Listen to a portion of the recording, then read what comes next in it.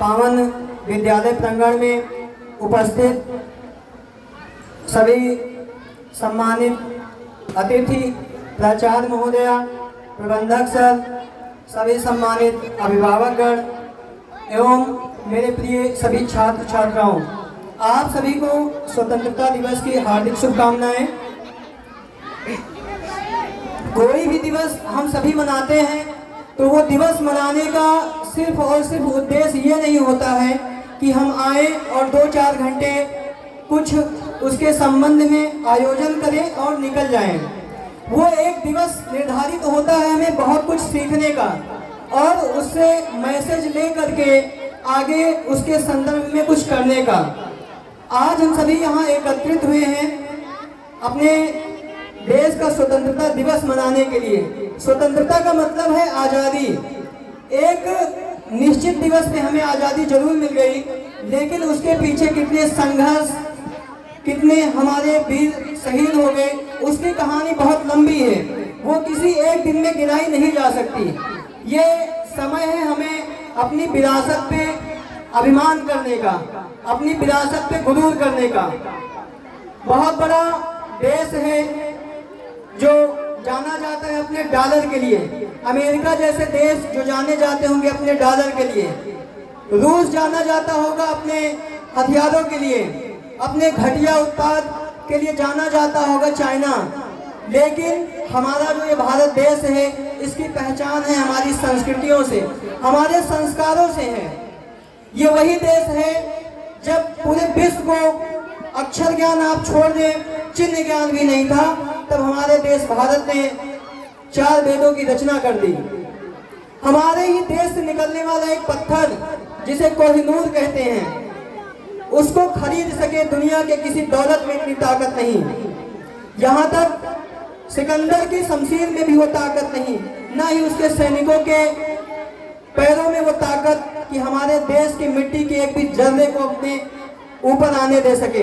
तब इकबाल साहब लिखते हैं कि यूनान, रोमा, मिस्र सब मिट गए, कुछ तो बात है कि हस्ती मिटती नहीं हमारी, सदियों दौरे दुश्मन जहां रहा है, सारे जहां से अच्छा हिंदुस्तान हमारा। अर्थात ये एक दिवस है, लेकिन इससे हमें बहुत कुछ सीखने की जरूरत है। आज के समय में अगर हम देखें तो कहीं पे कोई आयोजन होता है तो हम वहां से मनोरंजन करके निकल जाते हैं, जबकि ये मनोरंजन का विषय नहीं है। ये दिवस है कुछ सीखने का, हमारे देश के भविष्य के निर्माण करने का। आजकल हमारे देश के जो युवा हैं, जो देश का भविष्य जाने जाते हैं, वो उलझ के रह गए हैं दिखावे की चीजों में, मोबाइलों में, रीलों में। जबकि जरूरत है कि हमारे जो 65% युवा हैं उनको एक सही दिशा दी जा सके, उनको ऐसे निर्माण किया जाना चाहिए उनके भविष्य का कि हमारा देश भूगोल में, खगोल में, विज्ञान में, साहित्य में, अनुसंधान में, पर्यावरण में, वाणिज्य में, इन सभी में उसकी अगुवाई करें और सिरमौर बन करके हमारे देश को विश्वगुरु बनाने में अपना योगदान दें। किसी ने हमसे कहा कि सभी देश तो देश हैं, ये भारत को माता क्यों कहते हो? तब हमने कहा कि इसके पीछे माता बनने की जो कहानी है वो आपको नहीं समझ में आएगी। एक माँ के प्रेम को एक बालक ही समझ सकता है। इस भारत के जो लोग हैं वो इस मिट्टी को अपनी माँ कहते हैं, माँ भारती कहते हैं, भारत माँ कहते हैं। जिस तरह से एक माँ उसका बालक चाहे लंगड़ा हो, चाहे आँख से अंधा हो, चाहे अच्छा हो, चाहे बुरा हो, सबको अपने आंचल तले संजोए रखती है, ठीक उसी प्रकार से हमारे भारत की जो मिट्टी है, जहाँ पे 22 भाषाएं हैं, 1600 बोलियां हैं और लगभग 4000 जातियां हैं, 2500 उपजातियां हैं। ऐसे विभिन्नताओं को एक आंचल के तले हमारी माँ भारती संजो के रखी है, इसलिए हम इसे माँ कहते हैं। आज जो स्वतंत्रता दिवस हम मना रहे हैं, इसमें हमारे वीर सपूतों ने अपना बलिदान दिया है, इस मिट्टी को अपने लहू से सींचा है। उन देश के वीरों के लिए मेरी 4 पंक्तियां हैं कि भारत जब जंग लड़ता है बड़ी मशहूर लड़ता है, भारत जब जंग लड़ता है बड़ी मशहूर लड़ता है, वो दुश्मन हार जाता है जो मगरूर लड़ता है। हमारे और उसके युद्ध में बस फर्क है इतना, हमारे और उसके युद्ध में बस फर्क है इतना। वहाँ बारूद लड़ता है, यहाँ सिंदूर लड़ता है। वहाँ बारूद लड़ता है, यहाँ सिंदूर लड़ता है। ऐसे है हमारे भारत भूमि, जहाँ पे जवान जब सेना में जाते हैं तो उसे एक नौकरी का साधन नहीं, पैसा कमाने का साधन नहीं, एक जुनूनियत के साथ जाते हैं। यदि बात आए अपने आप को कुर्बान करने की, तो अपने आप को कुर्बान करने की भी क्षमता रखते हैं। ऐसा है हमारा देश। अभी हमारे विद्यालय के प्राचार्य महोदया ने एक बात की, जिसमें उन्होंने कहा कि बहुत से लोग आज के समय में हिंदू मुस्लिम करते हैं, जबकि विद्यालय भवन है, एक विद्या का मंदिर है, जहां हमें इससे ऊपर उठ करके शिक्षा के मूल्यों को महत्व देना चाहिए। उसी पे एक पंक्ति है कि अंगारों को फूल बनाया जाए, ये नारा मकबूल बनाया जाए। अंगारों को फूल बनाया जाए, ये नारा मकबूल बनाया जाए। बाद में होगी मंदिर मस्जिद की तामीर, बाद में होगी मंदिर मस्जिद की तामीर, पहले एक स्कूल बनाया जाए। ये स्कूल बनाने की बात हमने जो कही है, यही हमारे भारत की नींव लगता है। सिर्फ एक मात्र मनोरंजन करके निकल जाने से भारत का निर्माण नहीं हो सकता है, बल्कि हमें ऐसे कदम उठाने चाहिए जो हमारे राष्ट्र का निर्माण कर सके। जब हमने शुरुआती दौर में इस विद्यालय से हम जुड़े, तो बहुत से लोग हमसे मिले। उन्हीं में से किसी ने कहा कि कौन से विद्यालय में पहुंच गए हो। उस विद्यालय का ना कोई भविष्य है, ना उसकी वर्तमान स्थिति कोई बहुत अच्छी है।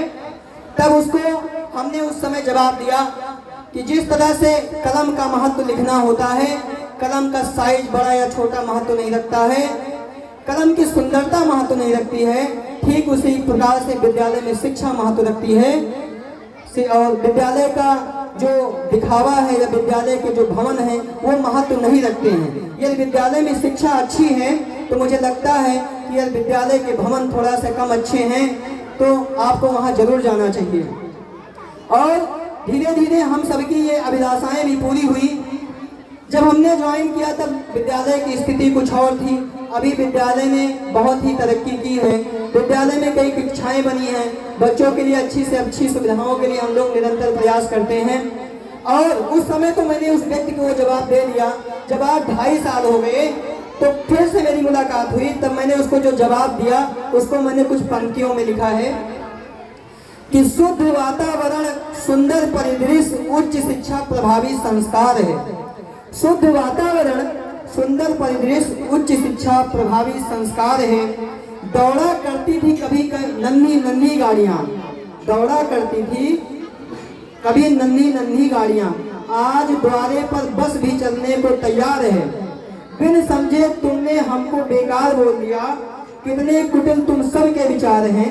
बिन समझे तुमने हमने हमारे विद्यालय को बेकार बोल दिया, कितने कुटिल तुम सब के विचार हैं। और जिन्हें तुम गरीब बोल करके लज्जित करके छोड़ देते हो, जिन्हें तुम गरीब और लज्जित करके छोड़ देते हो, उन सभी बच्चों को भी हमारे विद्यालय में आज पढ़ने का अधिकार है। हमारे इस सभा में कई अभिभावकगण ऐसे भी बैठे होंगे जिनके पास समस्याएं होती हैं। यदि वो विद्यालय प्रबंधन से मिलते हैं और अपनी समस्याएं बताते हैं, तो हमारी तरफ से जो भी हो सकता है, हम उस अभिभावक के लिए अपने तरफ से उसका सहयोग करने का प्रयास करते हैं। लेकिन जो हमारे अभिभावकगण ऐसे हैं कि मदद करने की स्थिति में हैं, हम चाहते हैं कि वो सहयोग करें, और बाकी जिसको मदद की आवश्यकता है, हम सब उसका सहयोग करेंगे। और नित्य ही बच्चों की शिक्षा के लिए, बच्चों के उज्जवल भविष्य के लिए ऐसे ही निरंतर प्रयास करते रहेंगे, जिससे हमारे बच्चों के विकास का, उनके शिक्षा का, उनके संस्कारों का, उनके भविष्य का एक उज्जवल निर्माण हो सके। और यही बच्चे बाद में जाकर के हमारे भारत भविष्य का निर्माण करेंगे। अंत में मैं अपनी बात को विराम देना चाहूँगा। एक अभिभावक गण हैं तो मैं एक पंक्ति बोल देता हूँ जो हमारे भारत को गर्त में ले जाने का कार्य कर रही है। वो है, आज के जो हमारे बच्चे हैं वो रील बहुत देखते हैं फ़ोनों पे। तो लिखा है कि दीवार पे टंगी तस्वीर की कील देख रहे हो, दीवार पर टंगी तस्वीर की कील देख रहे हैं, बुजुर्ग अकेले बैठे हैं, बच्चे रील देख रहे हैं। गहराई में उतर जाने का शौक है जिन्हें, गहराई में उतर जाने का शौक है जिन्हें, वो हमारी आंखों में झील देख रहे हैं। था मुश्किल बड़ा सफर पतलीली राह की, हम पैरों के छाले और वो मील देख रहे हैं, और वो मील देख रहे हैं। अंत में इन्हीं पंक्तियों के साथ मैं अपनी वाणी को विराम देना चाहूँगा। धन्यवाद।